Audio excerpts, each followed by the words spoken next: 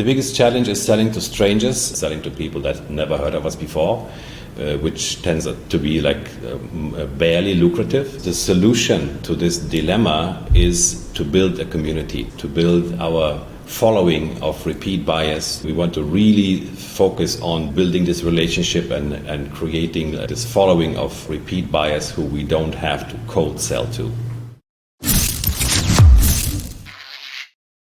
Hey everybody, welcome back to the podcast. I'm excited here today to speak to a gentleman who knows something about e-comm, which is always cool.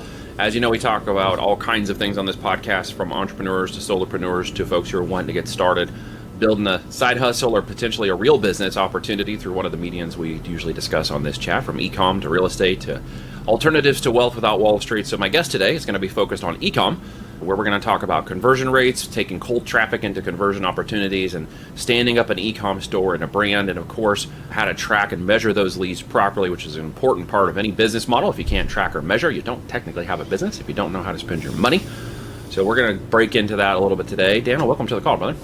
Thanks, Ben. Thanks for having me, Neil. Well, good evening to you, Yeah. in the world of which you are. Where's that at? Well, this is a city called Kuala Lumpur. It's in Malaysia, and I think we are on opposite side of the planet. So thanks to tech, Yes. we still can talk to each other. But right now it's 11 p.m. here, and I think it's something around 11 a.m. at your place. So, yeah. 10 a.m. So we're 11 hours difference. Yeah, so that's a good. I mean, we deal with this in the constant affect of the world now, as the world being flat in business. So constantly dealing with people we probably would have never had a chance to really communicate or chat with, which I love about these common conversations that can go from all locations. Now, are you from that area originally, or are you a transplant? Are you a expat in some other homeland? Why are you in Malaysia? Are you running from the law? I like the transplant description. There's a long story. I mean, when I was 10 years old, I lived in 5 countries. So I've been around a bit. I was born in Ukraine, grew up in Kyrgyzstan, in Belarus, and then when I was 10, I ended up in Germany, which I spent most of my life in. And then 12 years ago, I came to Malaysia. I saw the place and I fell in love with it, so I decided to stay here. And thanks to digital, online business situation, I could. So now I'm living in Malaysia, enjoying the endless summer here. And a few other things. Endless summer, still my business is not limited to Malaysia. So was e-commerce your focus this entire time for all these travels since you were young, or is this something you kind of fell into, or how did e-comm become a part of your life? I was sound engineering at the film set somewhere in, I think, 1994. And my friend said, hey, there's this thing called desktop publishing. Let's try it out. And I said, okay, cool. Sounds good. So I bought a Macintosh computer and we started doing digital stuff. And it was a long journey between here and then. But after that, it was all about doing stuff online. The internet came up and 3D and graphic design, web design, all that. So I was running an agency in Munich. So so the digital world kind of got me, and it went on to running an Amazon business between 2014, 2019, which I sold. And after that, I decided to just apply what I learned to my agency business and help other businesses to grow. Fantastic. So was this because you had were you a trust fund baby and daddy had a lot of money and you could just go around and do whatever you wanted? Or was this because you were just tenacious, go-getter, side hustle, built companies, bootstrapped? Yeah, I think I built around 16 companies or businesses so far online. So after my Amazon experience, I had this desire or passion, or just I chose this path of serving other people and working with actually humans rather than selling to an anonymous crowd, which has its perks. But I just wanted to go back to this kind of service industry where I felt more purposeful. Yeah, that's the reason why I came back to the agency world. So what is it about the agency side of things that you like so much that you've stuck with it? I find it very exciting to see other people grow their business with my help. And I really love to see people thrive, and I really love to contribute to other people's success. And because I've been through so many challenges and learning experiences, instead of calling it failure, we call it learning. So I did learn a lot, Yep. and I do like to apply what I've learned to, especially to other people's business. When from the bird's eye view, you see so many gaps oftentimes, and it's Yep. very fulfilling to kind of help people to fill these gaps and kind of move faster and move forward and grow, rather than being stuck. So this is what excites Yeah. me. We know the difference between learn and earn, right? Yeah, there's a difference. Yep. There's an L. That's it. Yeah. The difference between learning and earning is the L. If you don't apply the L, then you get nowhere. Otherwise, you're a loser. That's what the L stands for. All right. So if you apply learning, then earning is the outcome. You just take off the L. So I should be take off the L. I should come up with a phrase. Oh, man. Take off the L. You're such That a could be a brand philosopher. name. Take off the Yeah. L. I've been following Yeah, your I'm a Facebook posts philosopher. lately. Yeah, you have all this wisdom coming out. Does it all come out of your brain, or do you have a book like with all these quotes? It's a combination of everything. I can't give away my trusted sources. A true professional never. Jay Shetty was my inspiration, and I just kind of follow in his wake of just a bunch of fake Nice. propaganda for lifting people's spirits. Cool. It Yeah. works. It works on me, So- man. Yeah, I like every time. It works on you. Well, I'll keep sending, as Travis Sago says, my mojo your way. I'll keep sending my mojo into my Facebook. It's the one place where it seems to be that I can still say what I want to a certain degree. I just have to be more clever about what it is so I don't get banned. But it gets a little more traction with my current network there. But I love to have fun on that and see, push the boundaries and get my community guideline slaps on the wrist if I go too far. So, are you an Amazon seller? Not at this moment. Well, I still have an Amazon account. I do a bit of wholesale selling on the side, but I don't focus on that. So yeah. So right now I'm managing an Amazon accounts, but mostly we are into E-Comm and helping E-Comm people like building their stuff outside of Amazon. So what does conversion rate mean in the layman's terms, and then what does it mean in terms of a business builder or a brand builder? Well, it's one of the most important metrics, I would say, also on Amazon, but especially it becomes very tangible if you're selling off Amazon in your own store, because then you have this very simple equation of sending traffic to your store, which doesn't come free most of the time. And then how much of this traffic sticks and converts into a sale, or at least into a subscriber. That's called the conversion rate. And this number has been going down for the last years. So because of this zero moment of truth, I think it's called the Google study, which tells us like how many touch points people need these days before they actually make a purchase. I think this number is around 30 plus nowadays. So people are clicking around, shopping around, checking out all kind of stuff. So before somebody actually buys, it takes a lot of effort and multiple touch points for them to actually convert it from a prospect, from a visitor to a customer. And this number has gone down from 2.8 on average to around 1.4%, which also tells us the story, like how expensive it can be to get someone to buy on our store, because, out of 100 people, 1.4 people actually buy. Yeah, you've got to get really clever. And with certain changes to tracking metrics and system changes with Apple, they call it the iOS changes and stuff. You've got Google moving display advertising out of the pixel realm. You're really going to have to get back to the days in which you have a stronger, tighter message so that you can let the AI systems kind of do their thing to evolve that audience into your message. Am I wrong, or how much farther down that rabbit hole should you take me? I would say the biggest challenge is selling to strangers, and I would say that the solution to this dilemma is to build a community, to build our following of repeat buyers, and not to have to sell to strangers, which is becoming more and more difficult. So if somebody asks me what is the biggest challenge in e-com, I say it's selling to strangers, it's selling to people that never heard of us before, which tends to be like barely lucrative.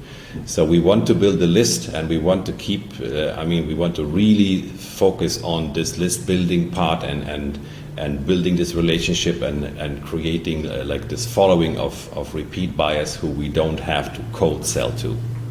Well, cold selling is just a definition of a term of touch points, or a certain amount of touch points, isn't it? So the average, they say, is 7 touch points to a sale. Is it more than 7 now, or is the 7 touch points to a sale ratio still? It's more than 30 applicable? actually. It just has to do with who and how many, what ways you touch them.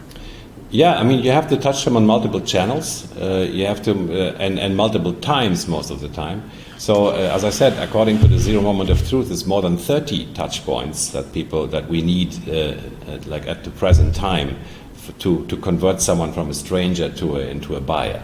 So that's a lot of touch points, and they don't all happen on our website. So of course, that's why we have social media channels. That way, we have email lists. That way, we're trying to be present, omnipresent on many channels, to create all these touch points and to bring people back to our store and to convince them that, and create a relationship and brand building, which is more than just like the other guy who's selling something, but, to create this personal connection with our audience.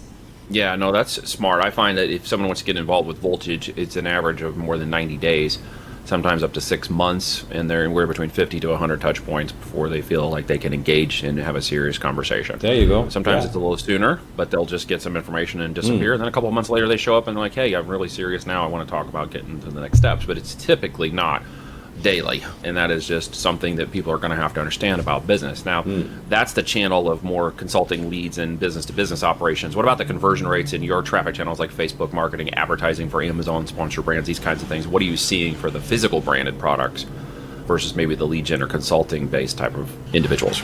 Well, there's a correlation between the amount of touch points and the price point, obviously. So, of course, if you're buying like a consulting program, which is like 4 figures plus or whatever, then, of course, this amount of touch points goes even further. If it's an everyday item, if you're just buying a $5 cup or something, of course, you're gonna do less research. So it's gonna be maybe below 10. But on average, if we're talking about like $50 plus product range, luxury products, lifestyle products, we see this kind of amount of between 20 and 30 plus touch points that people need before they make a buying decision, if they're strangers. Which brings us to the point like how to not have strangers buying from us, and I think that's the focus here that we have to take to not sell to strangers.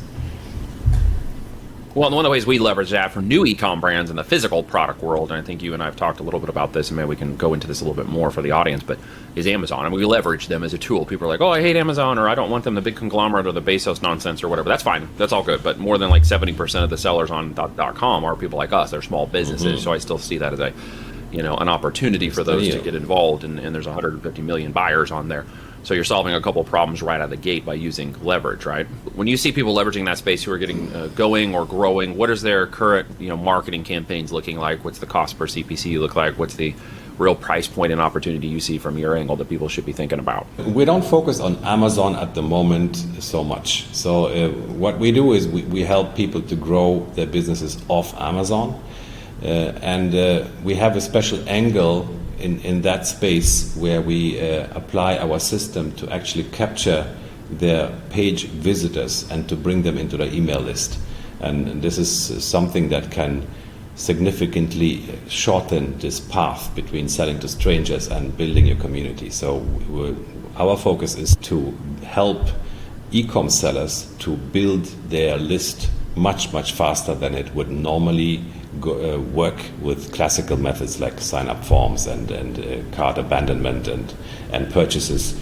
So we can actually capture those people who just came to your website and left without signing up, without making a purchase, and put a decent percentage of those into your email list. And this is how we help our clients to grow their list and build their relationship and build the lifetime value of the customer list. So for those who are on Amazon side, if that channel, we can continue that channel talk, how many of those can you capture? How many are you targeting to capture into the list in email side? This system only works if you have full control over your store. So it does not work on Amazon, Etsy, eBay, whatever. It only works when you have your own store, like any of the common platforms, BigCommerce, Shopify, WooCommerce, whatever. So when you can install a script on your page, then we can capture around 15% of your visitors, of your prospects, and put them to your email list. So we have this little infographic where we show that like 100 people come to your store. Typically, maybe 2 of them would convert. The rest of them would simply leave. Out of these 98, we can capture around 15 people We can capture their email address and their name and add them to the email list. We can send them an email sequence immediately. And by doing so, we typically can add 2 buyers to your bottom line. So instead of having 2 people buying out of 100, we end up with people who have bought. Yeah, and the power of that is obviously immeasurable. For Amazon, there are other ways to kind of do it. It just isn't as high a touch point as you owning your own store. So you're talking about maybe a web commerce or Shopify or a platform-based type of store in which you own the quote-unquote customer data at the time in which the purchase occurs. Follow-up and systems or follow-up are there. Yeah. Where have you seen the growth of that market over the last year, and where do you kind of project it heading into this year in terms of where you guys are going? I see an enormous amount of growth potential for this specific system and the application of the system, because, I mean, once you have experienced this, if out of 100 people instead of 2, now you have 15 leads added up to your email list, that is something you don't want to miss anymore. So we see a lot of interest, and we see a lot of excited customers of us who cannot believe their eyes and who have never seen such a return of investment previously. And I think it's just a matter of spreading the word about the existence of the system to grow it further and to have more people enjoy the benefits of it. Are you using any AI systems currently in your processes, or are you looking at incorporating any of that into your business and growth and seeing opportunities for it? Well, we all look into AI these days. Our system does not require AI. It's an IT-based database matching system which does not require AI really. But of course, AI is on our radar, and we will see in which part it could fit in. It could help us to improve even further. But at the moment, we can do without it. Yeah. Okay. Switching gears for just a second, if I might ask you a separate question, a more personal question. If someone were to ask you what's the best advice you've ever heard and could relay it to somebody, what would be that advice? What would you tell them? The best advice of all. Whoa, that's a big question, man. That resonated with you personally. So I think I already mentioned this. One of my mentors said that there is no failure, there's only learning and success. So this is to me something like a mindset kind of thing. It's a big difference. So instead of, and to me, mindset is a very big topic, and I love talking about it. But to get this kind of attitude shift in my head, where I see something not working, and instead of getting frustrated or depressed or whatever, instead of that, just looking, just changing the perspective and look at it as a lesson that I'm learning right now, and which is valuable, which will help me with my further ventures. That is a big difference, and maybe that would be the best advice I've received. Now flip that coin on its head. What's some of the worst advice you ever listened to that you wish you'd never taken action on and never heard in the first place? I never heard that one before, man. Oh, this one is really unprepared. The worst advice. Yep. Don't eat something in Malaysia that you don't know is. Don't eat street meat in Malaysia. Maybe would that be that advice? That'd actually be good advice. The bad advice would be someone told me to eat street meat in Malaysia, and I did it, and that was the worst week of my life.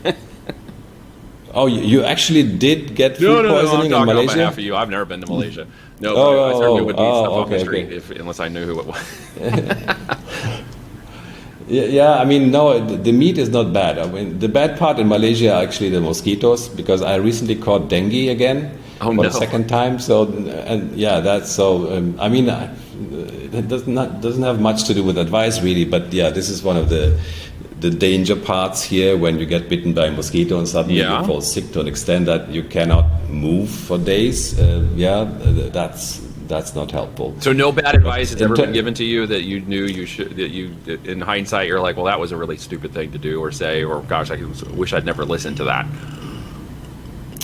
Yeah, I think the bad advice is to listen to your authorities without listening to your heart, and I think that is the worst advice I have received throughout my entire childhood, to do as I'm being told, and to kind of ignore my gut feeling, ignore what my heart says and what I think is right. That is to me bad advice. Yeah, I think that's a lesson we can all learn these days. It's okay to some degree to question authority, depending upon where the authority is and coming from, and whether or not you should trust your heart a little more to determine and to use discernment, if at all possible. Yeah, I think that's actually good advice. We'll take it for both. Any last parting words of wisdom you would like to leave folks with here today? Maybe a couple tips or something you want to leave them with to think about in terms of something they should be doing, or something maybe they shouldn't be doing in the areas of conversions and follow-up and other stuff? Well, life, I would say get a Ducati and ride as much as you can. That's my advice for life. That's what I do. Yeah, I mean, one of the reasons I'm in Malaysia, actually, because I love to ride my bike, and here I can do it like 365 days a year, almost. In terms of business advice, I think, getting back to conversion, I think so many people are not aware of their metrics, of their numbers, and I think just to be aware of what's going on and to figure out what is working and which buckets of prospects are converting, which are not, and how to tweak these numbers. I think that is a very a core function of an e-com business. To really dial into this conversion rate stuff and understand what are the moving parts and what helps and what doesn't help. Right on, man. Well, I appreciate you coming on the show and sharing some words of wisdom and some stories. Hope you have a great evening in Malaysia, and we'll catch you again on another episode. Thank you so much for having me, Neil.